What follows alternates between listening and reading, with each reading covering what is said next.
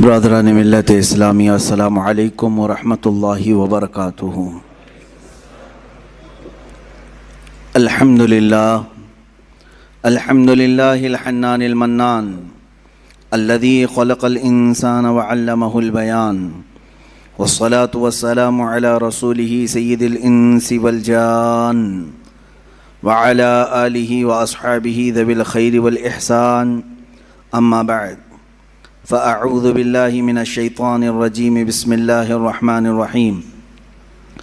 والذین آمنوا وہاجروا وجاہدوا فی سبیل اللہ والذین آووا ونصروا اولئک هم المؤمنون حقا لهم مغفرۃ ورزق کریم، صدق اللہ مولانا العظیم۔ بارگاہ رسالت مآب صلی اللہ تعالی علیہ وسلم میں درود پاک کا ہدیہ پیش کریں۔ اللہم صلی علی سیدنا و مولانا محمد معدن الجود والکرم وآلہ واصحابہ الکرام وابنہ الکریم وبارک وسلم صلاة دائمة سرمدا ابدا۔ عزیزان گرامی وقار، مجالس عشرہ محرم جو ہر سال منعقد ہوتی ہیں، ان کا ایک سب سے بڑا عظیم پیغام یہ ہوتا ہے، ان مجالس کا، ان محافل کا سب سے عظیم پیغام، ایک بہت بڑا میسیج سننے والوں کو یہ دیا جاتا ہے کہ حسین اعظم کو یاد کرو، رونے دھونے کے لیے نہیں بلکہ حق بولنے کے لیے۔ اس کا سب سے بڑا میسیج یہی ہے کہ ان کا کردار اس انداز سے قوم مسلم کو بتایا جائے کہ سید الشہداء امام عالی مقام امام حسین رضی اللہ تعالیٰ عنہ شہید ہونے کے باوجود بھی، قرآن کی آیات کے اعتبار سے بھی اور ہمارے آج معاشرے میں دیکھنے کے اعتبار سے بھی، ہمارے درمیان وہ زندہ پائے جاتے ہیں۔ اللہ کی راہ میں جو مارے جائیں انہیں مردہ نہ کہو، یہ تو آپ نے سنا ہے۔ تو اس پیغام کے تحت ہمیں بولنا وہی چاہیے کہ جس سے حوصلے جوان ہوں، مومنین کے حوصلے بڑھیں، کمزوری کی طرف نہ جائیں۔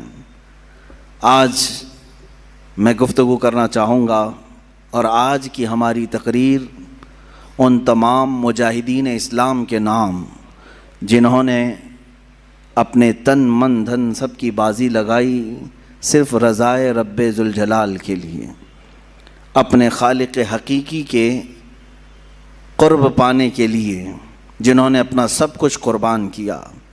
انہی کے متعلق اقبال نے کیا خوب کہا، آئین جواں مرداں حق گوئی و بے باکی، اللہ کے شعروں کو آتی نہیں روباہی۔ وہ اللہ کے شعر ہیں جن کو لومڑی پن نہیں آتا، وہ 10 کے مجمع میں بھی وہی بولیں گے، 1000 کے مجمع میں بھی وہی بولیں گے۔ اللہ کے کچھ بندے ہیں جن کے متعلق قرآن بھی کہتا ہے، من المؤمنین، اللہ تعالیٰ فرماتا رجال صدقوا ما عاہدوا اللہ علیہ، کچھ لوگ ہیں ایسے جنہوں نے اللہ کے ساتھ کیا ہوا وعدہ پورا کر دکھایا۔ وہ کون ہے؟ جنہوں نے اپنی زندگی محبت مصطفیٰ صلی اللہ تعالیٰ علیہ وسلم کے لیے گزاری اور اپنے مولا کو راضی کرنے کے لیے گزارا۔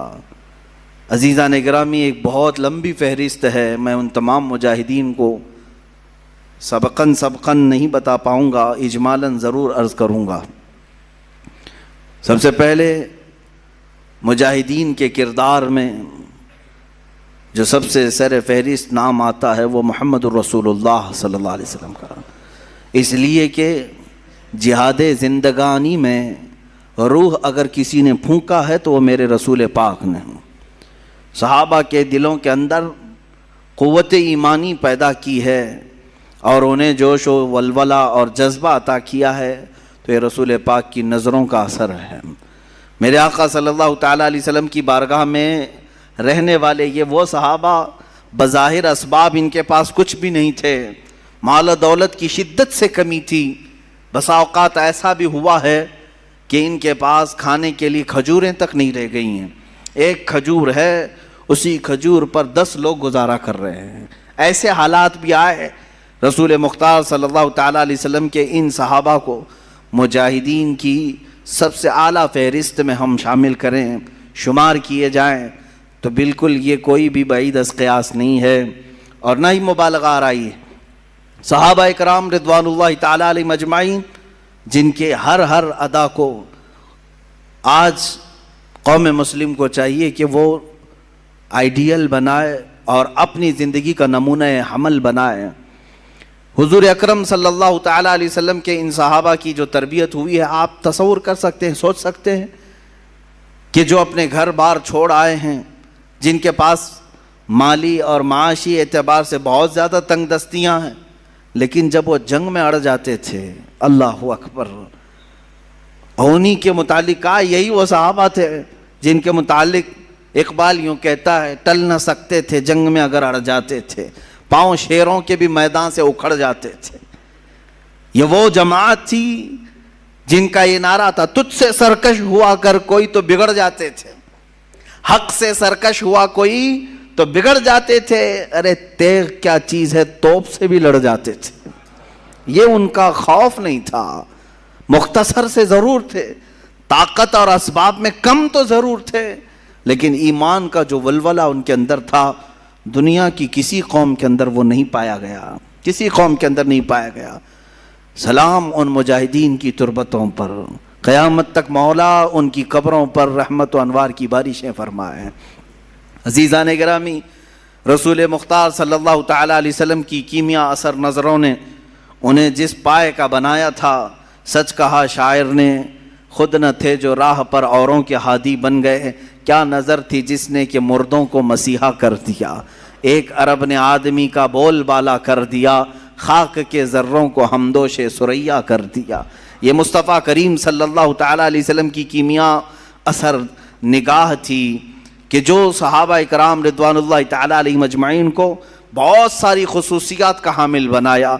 وہ لوگ جو مدینے میں یا مکے میں پہلے چھوٹی چھوٹی باتوں پر لڑ جاتے تھے، 120 سال تک کے ان کی جنگیں ہوتی تھیں، بڑے ان کے اندر برائیاں پائی گئی ہیں، عرب کے معاشرے میں سنتے رہتے ہیں آپ تاریخ، لیکن وہ انقلاب کیسا تھا جس کو میرے آقا صلی اللہ علیہ وسلم نے انہی صحابہ کے درمیان پیش کیا، اور اس جماعت کو ایسا تیار کیا کہ ان کا مثل اور ان کا مثیل آج تک کوئی نظر نہیں آتا۔ صحابہ کرام رضوان اللہ تعالیٰ علیہ مجمعین، ان میں جو مجاہدین صحابہ ہیں، ان میں سے مختصر چند صحابہ کی سیرت لیتے ہوئے ہم آگے بڑھتے ہیں۔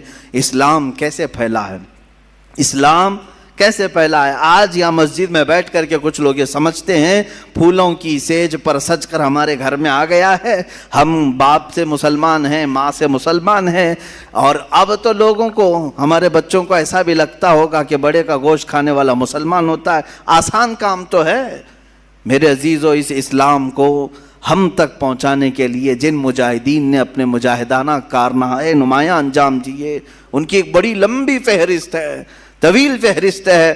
آج جو تم سکون کے ساتھ مسجدوں میں نمازیں ادا کر پاتے ہو، یا پھر تمہارے گھروں میں آج دین اسلام کی جو بہاریں ہیں، ان کے پیچھے قربانیوں کی ایک لمبی قطار ہے، قربانیوں کی ایک بہت لمبی فہرست ہے۔ رسول مختار صلی اللہ تعالیٰ علیہ وسلم کے وہ صحابہ جن کی زندگیوں کو دیکھے مشقتوں کا سامنا، مصیبتوں کا سامنا جو کرنا پڑا، یہ کربلا کے بیانات میں ہونا ضرور چاہیے، جہاں ہم حسین اعظم کے مجاہدانہ کردار کو بیان کرتے ہیں، ساتھ ہی رسول پاک کے دیگر جانثار صحابہ کی جہاد کو بھی ہم بیان کرتے ہیں، ان کے مجاہدانہ کردار کو بھی ہم بیان کرتے ہیں۔ اس کی وجہ یہ ہے کہ میرے عزیزو، صحابہ کرام اور اہل بیت ہمارے لیے دونوں ہی عظمت کے حامل ہیں، اور ان دونوں کے ساتھ ہی ہم جنت کے طلبگار ہیں۔ میرے آقا صلی اللہ تعالیٰ علیہ وسلم کے یہ چند صحابہ جن کے کردار کے متعلق میں عرض کر رہا ہوں، اے نوجوانوں، وہ معاشرہ کیسا تھا جس میں باپ اور بیٹا اس بات پر لڑ رہے ہیں کہ کل بدر میں مجھے جانا ہے کہ تم کو جانا ہے۔ کوئی کھیل کے گراؤنڈ میں نہیں جا رہے تھے، بدر کے میدان میں، مدینے سے 160 کلومیٹر کی دوری ہے، باپ اور بیٹا رات کے وقت گھر میں لڑائی کر رہے ہیں اس بارے میں۔ بیٹا کہتا ہے نہیں میں رسول پاک کے ساتھ جاؤں گا، باپ کہتا ہے نہیں میری عمر زیادہ ہے، میں رسول پاک کے ساتھ جاؤں گا۔ بیٹا کہتا ہے آپ بوڑھے ہو چکے ہیں، جوانوں کی وہاں ضرورت ہے۔ ان دونوں کی تکرار ہوتی رہی، یہاں تک کہ دونوں نے قرآن اندازی کی، चिट्ठी डाली जाए, जिसका नाम निकले वो जाए हुजूर के साथ। अजीज़ान गिरामी, कुरान अंदाजी की गई। एक बार जब चिट्ठी डाली गई तो उस जवान का नाम आया, दूसरी बार डाली गई फिर उसका नाम आया, तीसरी बार डाली गई फिर उसका नाम आया। तो फिर जो बूढ़े थे, बाप थे, वो चिल्ला करके कहते हैं ये कुरान अंदाजी सही नहीं हो रही है, चलो हुजूर पाक के पास जाकर के हम कह लेंगे। उन्होंने ये सोचा कि मैं नबी कौनैन को मना लूँगा। हुजूर पाक सल्लल्लाहु ताला अलैहि वसल्लम के पास आए, कहा आका कल आप जो जा रहे हैं, बेटे और मेरे दरमियान ये तकरार चल रही है। बेटे ने कहा आका हमने घर में कुरान अंदाजी भी की, अब्बा उस कुरान को मानते नहीं हैं, उस कुरान अंदाजी को नहीं तस्लीम कर रहे हैं। या रसूल अल्लाह आप फैसला फरमा दे। मेरे आका ने दोनों के जज्बे को देखा, जवान भी जज्बे में कम नहीं है, बूढ़ा भी जज्बे में कम नहीं है। यही है आईने जवां मर्दी हक गोई वो बेबाकी, अल्लाह के शेरों को आती नहीं रोबाही। इनमें से कोई ऐसा नहीं है जो बहाना ढूंढ रहा हो कि मैं घर में बैठ जाऊं तू चला जाए, बल्कि वो बहाना ढूंढ रहे हैं कि कोई हम में से आगे बढ़ करके हुजूर पाक का दिफा कर सके, पहरा दे सके। रसूल पाक सल्लल्लाहु ताला अलैहि वसल्लम ने उन दोनों में देख करके फिर जो बुजुर्ग थे, सहाबी थे, उनसे कहा आप घर पर रहें, घर पर रहने की अगर ज़रूरत है तो आप अपने जवान बेटे को हमारे साथ भेज दें। मेरे आका का ये फैसला आना था, इसके बाद तो फिर किसी को पर मारने की भी जसारत नहीं होती। लेकिन जानते हैं वो मंजर कैसा है जब वो बूढ़े सहाबी धाड़े मारकर रोते हुए घर वापस आए। कहा ऐ काश ये बुढ़ापा ना होता तो मुझे रसूल पाक के साथ जाना मयस्सर होता।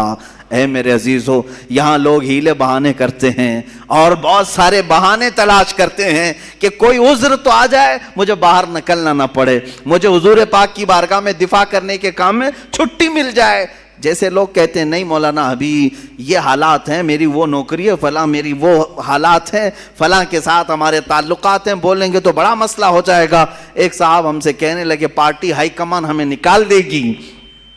अल्लाह अकबर, तुम्हें ये इस बात का खौफ तो है कि पार्टी हाई कमान तुम्हें लीडरशिप से निकाल देगी अगर तुम रसूल पाक की हिफाजत के लिए बाहर आए। शर्म करो, शर्म से डूब मरो, जिस दिन तुम्हें हाई कमान ताजदार मदीना से निकालने की बात आएगी। हुजूर पाक सल्लल्लाहु ताला अलैहि वसल्लम, तुम जिसको हाई कमान कहते हो सकता है कोई साड़ी धोती वाले हो, अल्हम्दुलिल्लाह हमारे हाई कमान तो ताजदार मदीना सल्लल्लाहु अलैहि वसल्लम, हम वहां नजर रखते हैं। वो अगर राजी है तो अल्हम्दुलिल्लाह हमारी जिंदगी का वसूल हो गया। हमें करनी है शहिंशाह बतहा की रजा जोई, वो अपने हो गए तो रहमत परवरदिगार अपनी है। हमें सिर्फ और सिर्फ मतमह नजर रखना है मुस्तफ़ा करीम सल्लल्लाहु अलैहि वसल्लम की ज़ात पाक को। मेरे अजीजों, ये बद्र के मैदान एक दो वाकयात नहीं है, एक दूसरा वाकया इसी मैदान का है। दो छोटे बच्चे भी लड़ रहे हैं, 13 साल 14 साल के बच्चे, मुआज़ और मुअव्विज़ रज़ी अल्लाह तआला अन्हुमा। उम्रों में फ़र्क हो सकता है, मैं एक अंदाज़न तखमीनन बता रहा हूँ, लेकिन थे छोटे। लेकिन छोटों पर मैदान जंग में जाने का हुक्म नहीं था। लौर दोनों आपस में गिड़गिड़ाते रहे। हुजूर की बारगाह में आए, कहा क्या आका हमें साथ ले लें। हुजूर ने फरमाया छोटों के लिए नहीं है, छोटों के लिए नहीं है, तुम घर जाओ। वो बेख्तियार रोने लगे। किसके सामने रो रहे हैं? उसके सामने रो रहे हैं जिसको लकड़ी का रोना भी गवारा नहीं है, जिसको जानवरों का रोना भी देखा नहीं जाता। वो अपनी उम्मत के जानिसार सहाबा की औलाद का रोना कैसे देख सकते? मेरे आका ने फरमाया जाओ ठीक है, लाइन में खड़े हो जाओ, अगर तुम्हारा शाना उन सहाबा के शाने से मिल गया तो तुम्हें जाने की इजाजत दी जाएगी। कहाँ शाना मिलता? इस जंग ने क्या मंजर हमारे सामने पेश किया है। ऐ मेरे अजीजों, तारीख तो हम बयान करते हैं, कहानियां नहीं है ये जज्बों का एक समंदर है जो इस्लाम अपनी तारीख में छुपाया हुआ है। यह अपने नौजवानों को मुंतकिल करना जरूरी है। ढूंढ लाओ वो बच्चा जो दौड़ रहा हो मेरे आका की इज्जत की हिफाजत के लिए, और आया कतार में खड़ा हो गया। वो दोनों बच्चों को मालूम था हमारे कंधे उनके कंधे से नहीं मिल पाएंगे, लेकिन फिर भी कतार में खड़े हो गए, पंजों के बल खड़े हो गए, यानी एड़ियों को उठा दिया। शाने से शाना नहीं मिला। एक बच्चे ने पत्थर उठा लाया, پتھر اٹھا کر لا کر پیچھے رکھ دیا، دونوں اس پتھر پر چھپکے سے چڑھ گئے اور پنجوں کو اٹھا دیا۔ اب دیکھا شانے سے شانہ ملا، جانے کا بہانہ ملا اور جنت میں ٹھکانہ ملا۔ اتنا ہی نہیں، حضور پاک سے کوئی چیز چھپی نہیں ہے، میرے آقا ان کا یہ جذبہ دیکھ رہے تھے۔ آپ نے اجازت مرحمت فرمائی، جن کا جذبہ اتنا جوان ہو انہیں بدر کے میدان میں موقع تو ضرور ہونا چاہیے، لیکن تاریخ آج تک گواہ ہے۔ بخاری اٹھاؤ، مسلم اٹھاؤ، حدیثوں کی کتابیں اٹھاؤ، تاریخ میں یہ رقم ہے۔ اوروں نے اگر کافروں کو مارا ہوگا، ان بچوں نے تو سیدھے کفر کو مارا ہے۔ اوروں نے اگر جہل کو مارا ہوگا، ان بچوں نے تو سیدھے ابو جہل کو مارا ہے۔ یہی دو بچے تھے جو مصطفیٰ کریم صلی اللہ علیہ وسلم کی محبت میں تڑپتے تھے۔ یہ مجاہدین کا کردار ہے۔ جہاں میں کہتا ہوں اب آپ کے سامنے یہ دو بچوں کو میں رکھ دیا تو آپ کسوٹی پرکھ کر کے بتاؤ اے مسلمانوں، کسے میدان میں اترنا چاہیے؟ باڈی بلڈر کو، پیسے والے کو، سیٹ والے کو، طاقت والے کو؟ نہیں، مصطفیٰ کریم صلی اللہ علیہ وسلم کی عزت کی حفاظت کے لیے نہ باڈی کا ہونا شرط ہے، نہ عمر کا ہونا شرط ہے، نہ مال کا، نہ سیاست کا، بلکہ صرف جذبہ سچا ہونا شرط ہے۔ میرے آقا صلی اللہ علیہ وسلم کے لیے مر مٹنے کا جذبہ ہو تو پھر بچے بھی میدان میں آئیں تو بڑوں کا کردار ادا کر سکتے ہیں۔ ان بچوں نے جو کردار ادا کیا ہے، ابو جہل کے گھوڑے کو مارا اور نیچے گرا کر اس کے سینے پہ بیٹھ کر اس کی گردن قلم کر دی تھی، تاریخ میں موجود ہے۔ اور ان دو جوان شہزادوں نے، جوان بھی ہم کیا کہیں، ان فوان شباب، ابھی تو ان کے چہرے پر آئے بھی نہیں تھے اتنی جلدی ہی، لیکن کیا ہوا، وہ کیا کہتے تھے جانتے ہیں؟ انہیں پتا بھی نہیں تھا وہ مدینے کے رہنے والے تھے، مکہ کبھی نہیں گئے، مکہ کبھی نہیں گئے، مدینے میں رہنے والے۔ حضرت عبد الرحمن بن عوف اس جنگ میں موجود ہیں، بڑے صحابی ہیں، عشرہ مبشرہ میں سے۔ وہ کہتے ہیں یہ دو بچے میرے پاس آئے، پوچھنے لگے چچا ابو جہل کس کا نام ہے، کون ہے وہ؟ حضرت عبد الرحمن کہتے ہیں میں نے ان سے کہا تم کو اس سے کیا کرنا ہے، وہ سردار قریش ہے، وہ پہلوانوں کا پہلوان ہے، تم کیا کرو گے؟ بچوں نے جو جواب دیا وہ ہمارا درس ہے۔ انہوں نے کہا سنا ہے وہ مصطفیٰ کی شان میں گالیاں دیتا ہے، بس یہی چیز تھی جس کی وجہ سے تلاش میں تھے۔ حبیب باری صلی اللہ علیہ وسلم کو وہ گالیاں دیتا ہے۔ حضرت عبد الرحمن مسکراتے رہے، دو بچے ہیں اور ڈھونڈ رہے ہیں کس کو، اس زمانے کے بڑے طاقتور پہلوان کو۔ حضرت عبد الرحمن کہتے ہیں میں اسی بات چیت میں تھا کہ اچانک ابو جہل سامنے سے گزر رہا تھا، میں نے کہا بچوں وہ دیکھو وہی خبیث ہے جو گھوڑے پر جا رہا ہے۔ ان بچوں نے ابھی بات مکمل بھی نہیں ہونی پائی تھی کہ چیل کی طرح جھپٹ پڑے اس پر۔ انہوں نے یہ نہیں دیکھا کتنی طاقت ہے ان کے پاس، کتنی قوت ہے ان کے پاس۔ یہی میں بار بار دہراتا رہوں گا اقبال کا شعر، آئینے جواں مرداں حق گوئی وہ بے باکی، اللہ کے شعروں کو آتی نہیں روبائی۔ اللہ کا جو شعر ہے، ارے شعر ہوتا ہے، بچہ ہو تو بھی شکار کرتا ہے، بوڑھا ہو تو بھی شکار کرتا ہے، شعر ہے، اللہ کے شعروں کو آتی نہیں روبائی۔ حضرت عبد الرحمن بن عوف کہتے ہیں میں نے ان کی مجاہدانہ کردار کو دیکھا، ان بچوں نے سر تو قلم کیا اس کا، واپس آئے تو کیا وہ صحیح سلامت آ گئے؟ کافروں نے ان کو مارا، ایک شہزادے کے مونڈے پر تلوار ماری جو ہاتھ لٹک گیا، کٹ گیا ہاتھ پورا کندھے سے اور بغل کی چمڑی سے لٹکتا رہا۔ یہ منظر بھی دیکھا ہے، اس نوجوان بچے نے وہاں سے بھاگ کر کے مرہم پٹی نہیں کی، وہ لٹکتا ہوا ہاتھ ویسے ہی چھوڑا، تلوار دوسرے ہاتھ میں اٹھا لی، دوسرے ہاتھ میں تلوار اٹھائی۔ میاں انگلی کٹ جائے برداشت سے باہر ہوتا ہے، مونڈے سے ہاتھ کٹ گیا ہے۔ اس کے بعد منظر یہ بھی دیکھا گیا، اس بچے نے اپنے ہاتھ کو پیر میں دبا کر کھینچ کے نکال دیا، جو چمڑی سے لگا ہوا تھا بغل کی، نکال کر پھینک دیا۔ کہا مجھے اس ہاتھ کی ضرورت نہیں جو خلل اندازی کر رہا ہے۔ یہ دونوں شہزادے بدر میں شہید ہوئے، معاذ اور معوذ رضی اللہ تعالیٰ عنہما۔ ہزاروں لاکھوں سلام ان شہزادوں پر۔ ہماری زندگیاں تمام ہو گئی مگر ہم ان کے قدموں کے ناخنوں تک بھی نہیں پہنچ سکتے، ان کے قدموں کی دھول تک بھی کوئی نہیں پہنچ سکتا جنہوں نے مصطفیٰ کریم صلی اللہ تعالیٰ علیہ وسلم کی عزت کی حفاظت کے لیے، اسلام کی سربلندی کے لیے، حق کے علل اعلان بیان کے لیے اپنی زندگیاں وار دیں اللہ کی بارگاہ میں۔ عزیزان گرامی وقار، آؤ اسی طرح زندگی کا وہ لمحہ بھی دیکھیں جو سیدنا حنظلہ رضی اللہ تعالیٰ عنہ کو ملا۔ آج رات شادی ہوئی ہے، دلہن سہاگ رات میں ہے، لیکن باہر اعلان ہوا، اس نوجوان نے شادی کی رات ہی اپنی بیوی سے کہا مجھے جانا ہوگا، اس لیے کہ نبی کونین صلی اللہ علیہ وسلم کی طرف سے بلاوا آیا ہے، حضور کی عزت پر کافروں نے، دشمنوں نے حملہ کیا، مجھے جانا ہوگا۔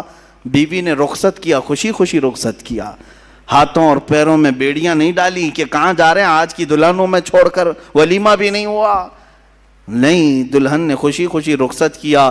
وہ حنظلہ بھی آئے میدان احد میں اور دوسرے دن جام شہادت بھی نوش کیا، واپس نہیں آ سکے، واپس نہیں آ سکے۔ کون ہے ہم میں سے جو یہ قربانیاں پیش کر سکتا ہے؟ اے نوجوانوں، باتیں کرنا بہت آسان ہے، لوگوں کے درمیان جواں مردی کی باتیں پیش کرنا یہ بہت آسان ہے، عملی میدان میں اتر آنا یہ بہت کمال کی بات ہے۔ اللہ تعالیٰ جس سے چاہے کام لے لے۔ وہ صحابہ کے کردار ہم کیوں بیان کرتے ہیں؟ اس لیے بیان کرتے ہیں کہ تمہارے اندر سے بزدلی دور ہو جائے، خوف نکل جائے۔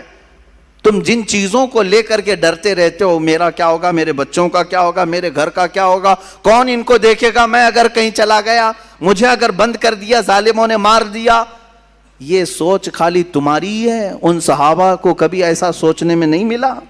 کیا ان کی بیویاں نہیں تھی، ان کے بچے نہیں تھے؟ ان مجاہدین اسلام کا کوئی تھا ہی نہیں، وہ جو اس طرح سے حضور پاک کے لیے نکل پڑتے تھے۔ اے نوجوانوں، ان کی بھی خاندان تھے، ان کی بھی جائیدادیں تھیں، ان کے بھی مال پراپرٹی تھے۔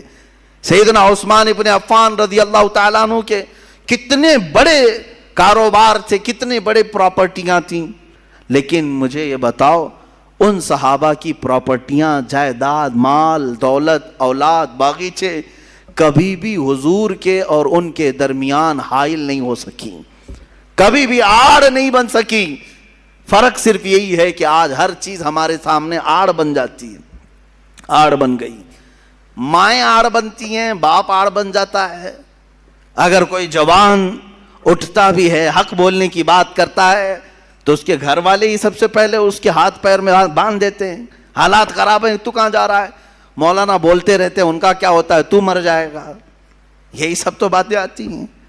یہ بزدلی جو آج گھروں میں سکھائی جا رہی ہے، جن ماؤں نے اور جن بہنوں نے اپنے بھائیوں کو اس طرح کی باتیں سکھائی، مت جاؤ ان کی باتوں پر، یہ جوش کی باتیں کرتے ہیں، میدان میں لے جا کر کے مار ڈالیں گے، وہ خود تو زیف رہیں گے، تم اندر چلے جاؤ گے، مارے جاؤ گے۔ ٹھیک ہے تم اس طرح تربیت کر لینا، لیکن ایک وقت آئے گا جب تمہاری عزت پر حملہ ہوگا، تب بھی یہ جوان باہر نہیں آ سکے گا، نہیں کھڑا ہوگا۔ چیلنج کرتا ہوں، لکھ کر کے رکھ لینا، تم نے اس کو روکا ہے اللہ اس کے رسول کی رضا کے لیے، اللہ اس کے رسول کی رضا حاصل کرنے جانے سے تم نے روکا، تو پھر تمہاری حفاظت بھی یہ کبھی نہیں کر سکے گا۔ یاد رکھنا، جو اللہ اس کے رسول کی رضا کے لیے نکلنے والا جوان ہے، وہ سب سے زیادہ اپنے گھر کی حفاظت کرنے کا اہل بھی ہوتا ہے، وہ اپنے بھائیوں، بہنوں، ماں، بچیوں سب کی حفاظت کا اہل بھی ہوتا ہے۔ خیر، سیدنا حنظلہ رضی اللہ تعالیٰ عنہ مجاہدین میں ایک اعلیٰ کردار کا نام ہے۔ عمار بن یاسر، حضرت یاسر رضی اللہ تعالیٰ عنہ مجاہدین میں ایک اعلیٰ کردار کا نام ہے، اور سیدنا خالد بن ولید سیف اللہ المسلول مجاہدین کے ایک اعلیٰ شخصیت کا نام ہے، جنہوں نے حضور پاک صلی اللہ تعالیٰ علیہ وسلم کے ساتھ جنگیں لڑی، حضور کے زمانے میں بھی، حضور کے بعد بھی۔ یہ ایک ایسے مجاہد کا نام ہے جس سے آج بھی دنیا کانپتی ہے، آج بھی دنیا کانپتی ہے۔ لوگ چاہتے ہیں کہ خالد بن ولید کے اوراق کو بند کر کے رکھیں، کبھی نہ اٹھائیں، ان کا مطالعہ نہ کیا جائے، ان کی سیرت نہ پڑھی جائے، اس لیے کہ معلوم ہے اچھوں کی سیرت پڑھنے کے بعد اثر ضرور آتا ہے، اثر ضرور آتا ہے۔ خالد بن ولید رضی اللہ تعالیٰ عنہ وہ مجاہد صحابی جن کو اللہ کے رسول نے سیف اللہ کہا ہے، یہ اللہ کی لٹکتی ہوئی تلوار ہے۔ انہوں نے اپنی زندگی میں 125 جنگوں میں شرکت کی، 125 جنگوں میں شرکت کی، اور آپ کو ایک بات بتاؤں، 125 میں سے ایک میں بھی شکست نہیں کھائی، ایک میں بھی شکست نہیں کھائی۔ یہ آپ کو خاصہ تھا، آپ کی اسپیشلٹی. آج اور ایک میں بتا دوں آپ کو، اللہ تعالیٰ نے جو آپ کو خصوصی انعام دیا سارے صحابہ میں، خالد بن ولید کو 125 جنگوں میں شریک ہوئے اور ساری 125 میں فتح یابی ملی، ایک میں بھی شکست نہیں. دوسری خصوصیت آپ کی یہ ہے، دوسری خصوصیت خالد بن ولید رضی اللہ تعالیٰ عنہ جن علاقوں کو فتح کیے 125 جنگوں میں، جن علاقوں کو فتح کیے، آج تک وہ علاقے کبھی کافروں کے ہاتھ میں نہیں گئے. صرف ان کی خصوصیت ہے. بعض علاقے ایسے ہیں جن کو مجاہدین نے فتح کیا، 100 سال 200 سال کے بعد پھر دوسروں نے ان پر قبضہ کر لیا ہے.